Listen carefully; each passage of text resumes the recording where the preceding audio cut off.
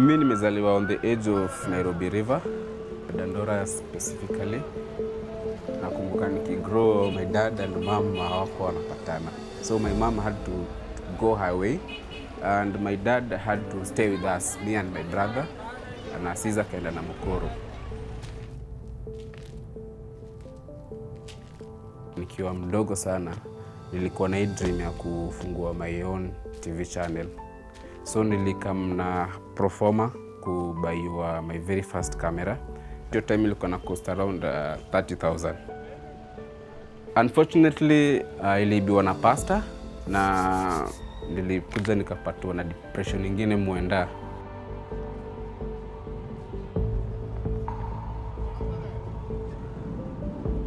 Nilikuwa na shoot tu venye life ilikuwa, how things zilikuwa zina flow within my community, but things zilikam zika change time yenye nilimit Happy Olal at the social justice movement. The trainings za human rights zilikuwa zinaendelea. I'm learning while I document. Na hapo sasa nikajua this is what I want to do, this is my purpose.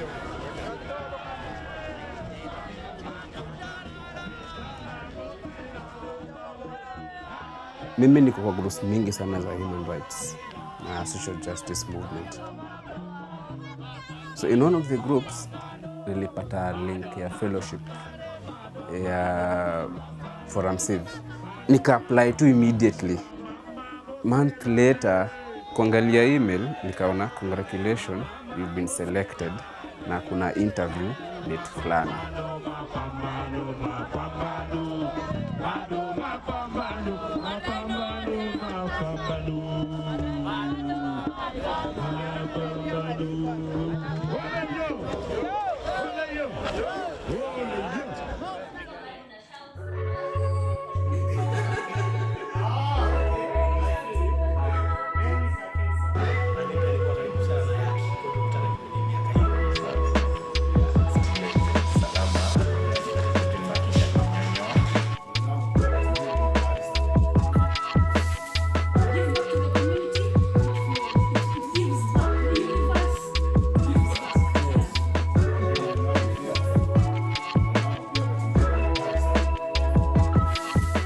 Residency is the first point of contact where all these people meet together, co-create together, learn from each other.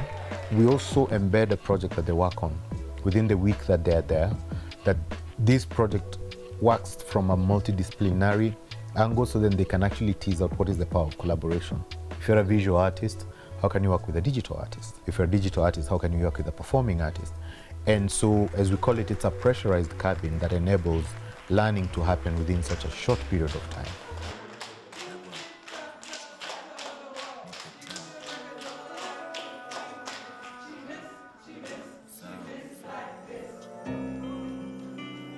ForumCiv began the Artivism Fellowship as one of the innovations within the programs to ensure innovative ways of doing activism, and that is how art came in. Niko nyuma tangulia, uniwimbo nimekuimbia, nina imani unanisikia. Mara nyingi unezalia, ukishindwa vumilia. Mimi najua rangi. Kama kuko na watu niliona wakishika hii kitu wana superpowers. Jante na Carnival.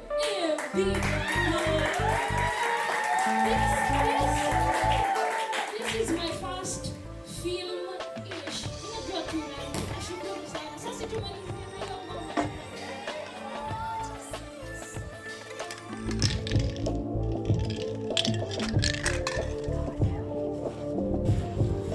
Najiuliza nikichora mtu na sijai muona, alafu maybe nikiwa tao nione msee, alafu anafanana na some random portrait that I tried to do.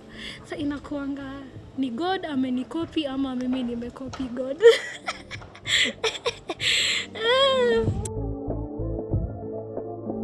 This is how I want my spirit to be.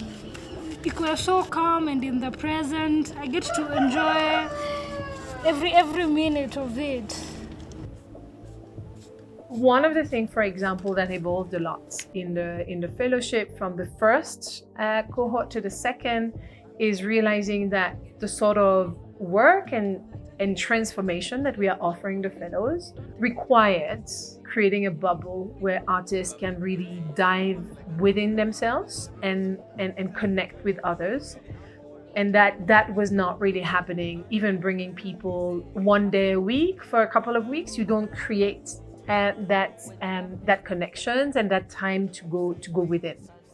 So this is how, for example, the residency came on.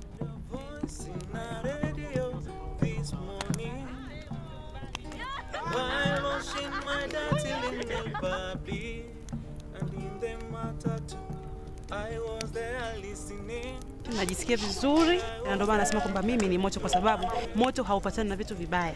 Moto unanijengea mazingira ya mimi kukaa na kutafakari kwa muda mrefu zaidi kuliko mazingira mengine.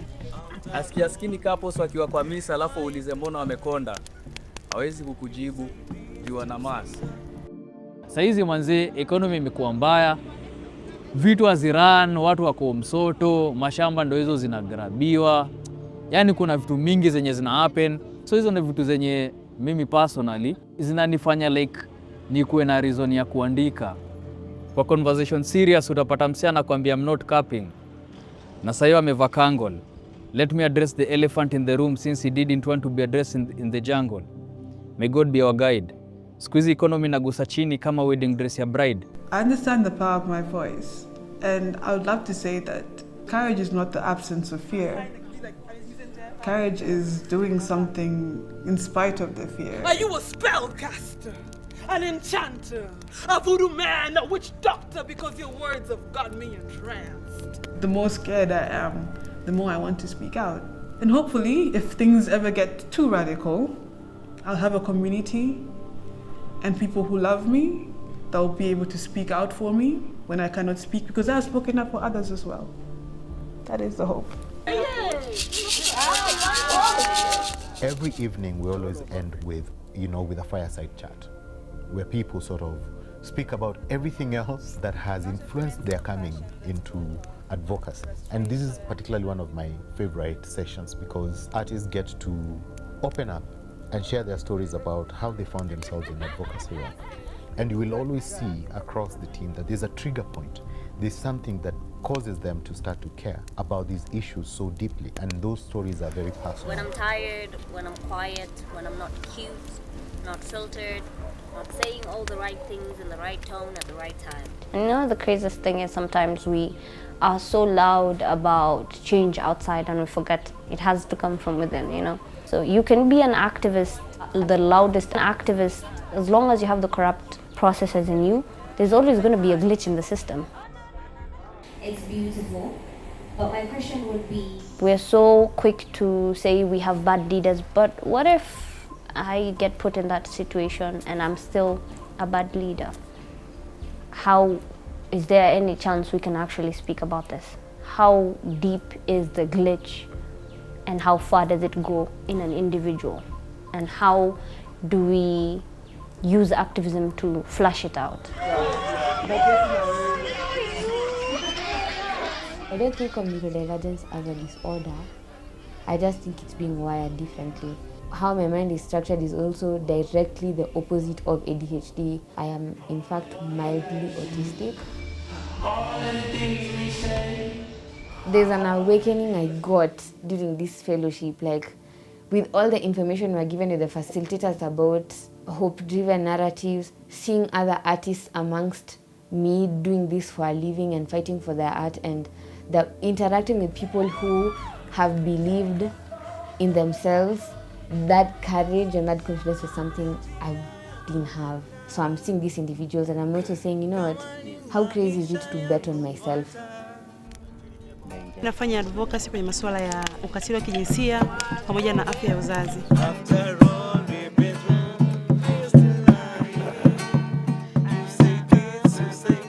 Vitu mingi ambazo huwa najaribu kuzileta, ama push yangu kubwa ya kutell our stories ni ile life ambayo nimeona katika community yangu. Mbona navoya, napanga daily lakini sipata napanga haba, nijaze kibaba. So nikaandika story ambayo ni mimi naongea na sauti ya huyu. Sikuwa najua kuna kitu inaitwa spoken word hiyo wakati. nilikuwa naandika tu nikaendelea. Mbegu za GMO hazifai kwa mkulima, hazimkulishe bora bidii kilima, hazipunguzi njaa, zinaongeza umaskini. Amini zikisambaa tumekwisha wewe na mimi. Acheni wakulima wahifadhi za asili zetu. Hebu tusiepuke hii ni siasa ya viwanda. Hiyo siasa ya viwanda ni ya propaganda, viongozi bila jasho. Ukiwa huna chakula ni rahisi mtu kukutawala. Waswahili wanamsema kwamba anayekupa chakula ndo anayekutumikisha. Kwa hiyo sisi tumejitahidi ya kwamba tutafute kwanza kitu ambacho tumboni tutakuwa fiti. Unajua tukishakuwa fiti tumboni ni rahisi hata sisi kufanya mambo yetu bila kuingiliwa na mtu. Tunakuwa free.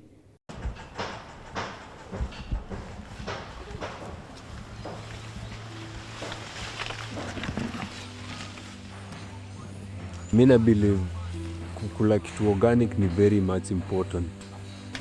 Chakula yako inaweza kuwa bado ndio dawa yako. Hii kwa Kiswahili ndio tunaita parachichi. Parachichi yenyewe. I say. Ndio mambo sisi agrohipa. Tunapenda kujitunza kila siku. Yeah. Na tunapenda jamii tambue hii nini ndugu. Colonization yani ilitu affect sana because vitu kama monocropping zikakuwa introduced. Unapata mtu anapanda a large scale farm, amepanda mahindi peke yake.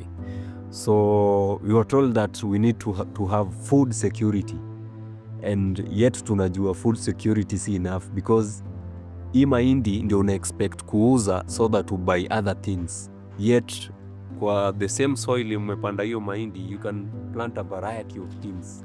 Bora maintain vizuri, iko na soil poa, soil iko na life yani yenye unaona wadudu wako huko, si soil ile plain mnaambiwa sijui mpige round up muue wadudu.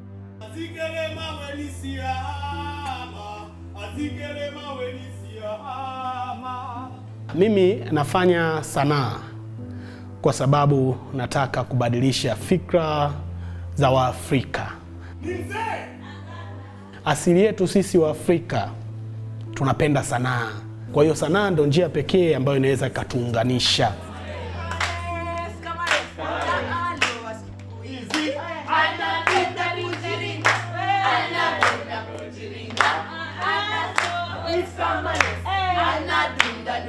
When our mothers went to the street to protest the killing of their sons and their daughters and they were being arrested, that was the first maandamano ever. I think it was like last year, June 18th or around that time.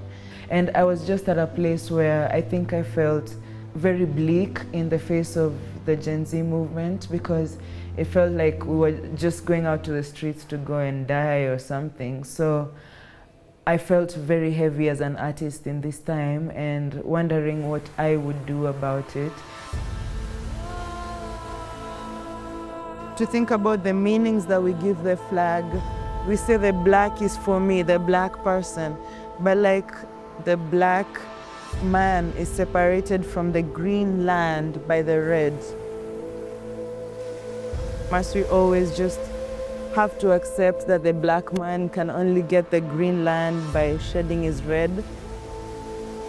Mimi nimezaliwa Dando na geto ndio unaona boy akiharasiwa na karao, ndio unaona boy amepigwa risasi na karao, unaona mama amepigwa mtaa, unaona area yetu ni wamama ni wanapigwa sana, but I've gone to a place where ni wababa ndio wanapigwa, and people don't believe that as a husband you can face violence from your wife. I auditioned for Social Justice Center's Traveling Theatre. I'm an actress. I do acting for social justice. And we did our first play about police abuse of power. And I slept. Yo siku nililala vizuri because I was like, my voice speaks truth to power. I've looked into testimonials that really moved and really touched me. You know, testimonials about that woman in the village whose land was grabbed by a rich politician. You know, she has nowhere to go to. So their stories, their cries, their testimonials are the things that drive me. You know, because they have no one except anyone. You know, except anyone who like chooses to be for them, chooses to communicate their stories, chooses to communicate their tears, you know, their worries, all that. I think testimonials is what brought me into artivism. I don't want just to wake up and, we are doing some superhero animation, we're doing some kids animation. No, I want animation done in a language that I can't speak. I tell people creatives are therapists of society. We carry the pain that other people do not, so that they don't have to bear it. We carry it for them and we paint it for them so that they can see it, and we speak for them and we just fight. It's a very humbling place to be in. How many poems must we write with metaphors that represent murders? My poetry isn't enough to raise the dead. I want to write about love. I want to write about God. I want to write love poems that raise Westie bodies till they fall for me before their love sends me to therapy. I want to write poems that remind my mother why he fell for my father. But every citizen is flooded with news of mothers who are weeping. How many handshakes must we witness before the hands become too bloody to hold? How many fathers must wear their wedding suits to funerals? It doesn't suit them. When I stand here as Dominion, I am standing with the voices of thousands behind me, of carrying stories of a whole clan, of a whole demographic. That's a heavy crown to wear, and it is a very humbling thing to do. How long will you write sad poems? Is it until the death stops, the bullet stops, or our sons stop? Thank you.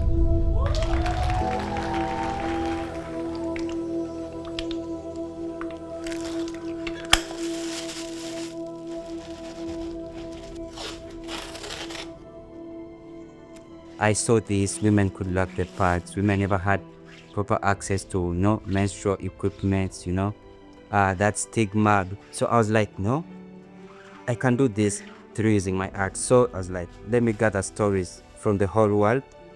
Then those stories can guide the process of coming up with these designs that we are making.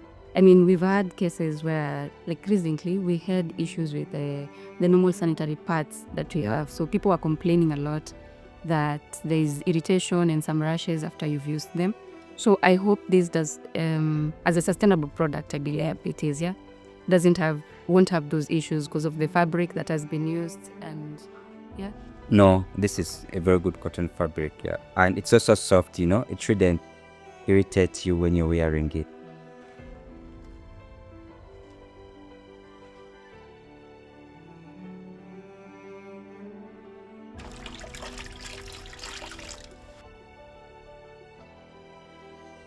This one here means supremacy. This one here means harmony.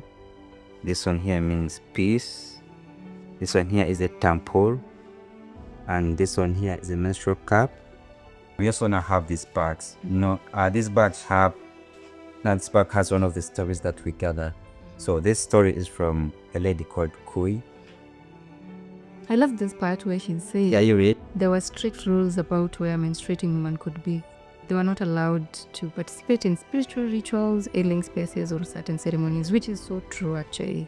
When I asked why, the answer was always the same: because you are unclean.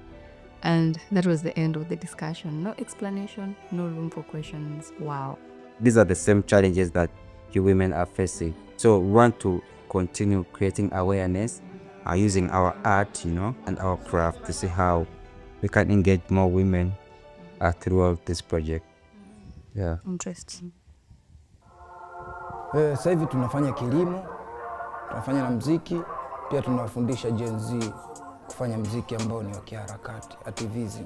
Tuna jukwaa la ghetto, tuna class tunalita kama jukwaa la ghetto, ila sisi ni platform ya kukutana na kufundishana, hususan kwao vizazi vidogo, machalii ambao tuko nao pale mtaani, na tutatumia hisia zetu kweli, kwa sababu hakuna mtu ambaye anaweza katucontrol mind yetu, tuko free.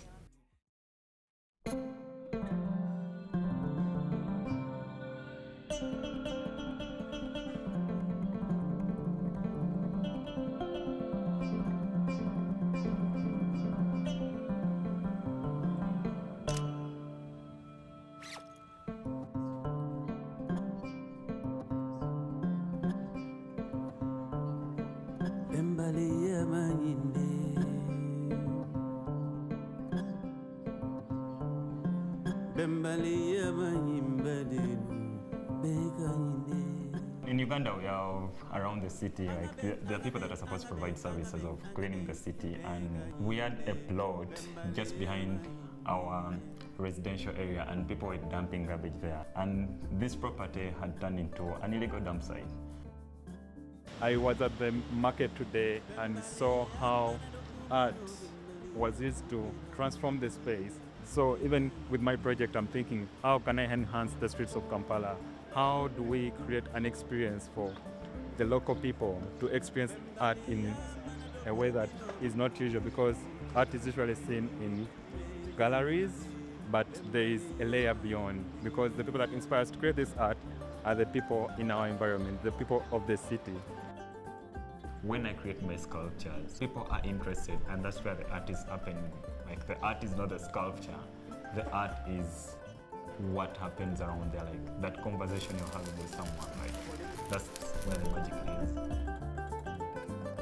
ForumCiv has kept on growing from Kenya to Uganda to now East African, and being that it's an organization that works in the Eastern and Southern Africa, we are looking to grow where we can be able to expand our wings to even the larger Africa and be able to see how do we network with even other countries. And this shows the growing need for artists to join a space where they can grow and be able to articulate their issues in a better and in a bigger way. Donna showcase my project on Beyond Bold.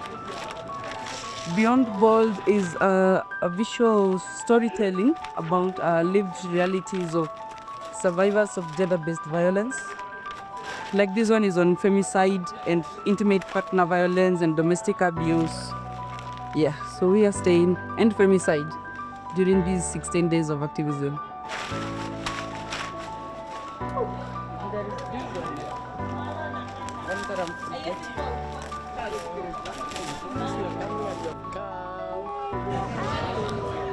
Ladies and gentlemen, we want to get officially started. Put your hands together for Fadhili Meta as he comes on stage. Jamani, nini kinaendelea mnafahamu?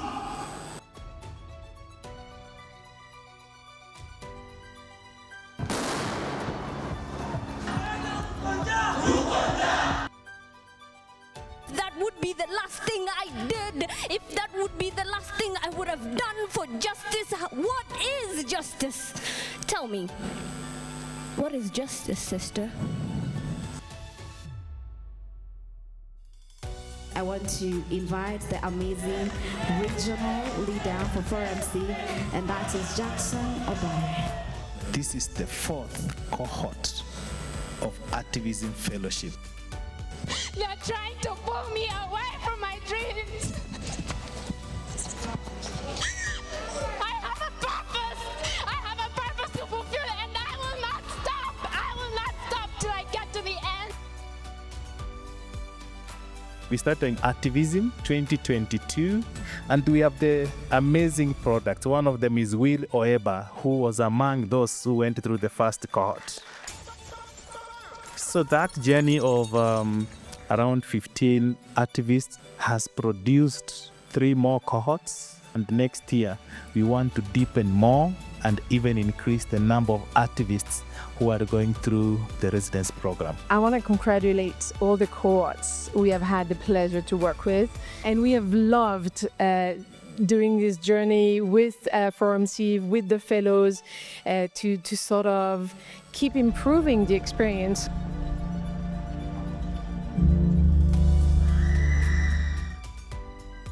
It's been a minute since tuingia streets. Wasidhani tumewapea ukova. Si rahisi, ni kama kuishi Nairobi, CBD ni akili.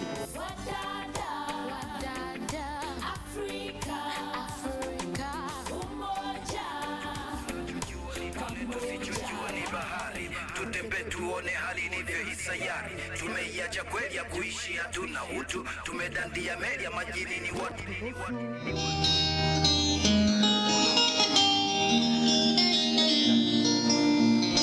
Wamekuwa wakisifiwa kwa roho mbaya na hila polisi. For this cohort, we've seen diversity, we've seen collaboration, we've seen a lot of networking with these guys, and a pat on your back, guys.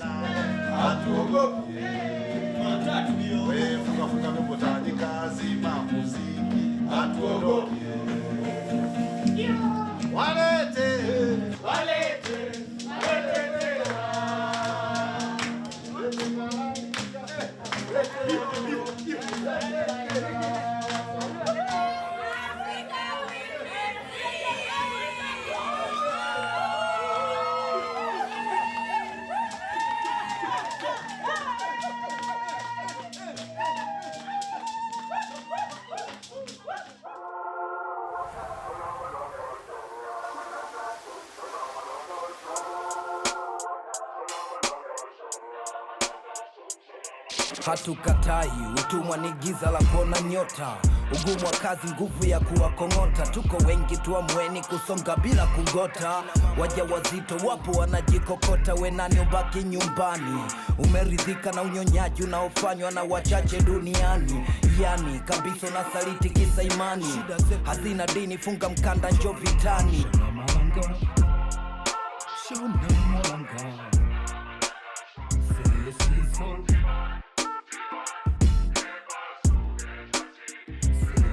So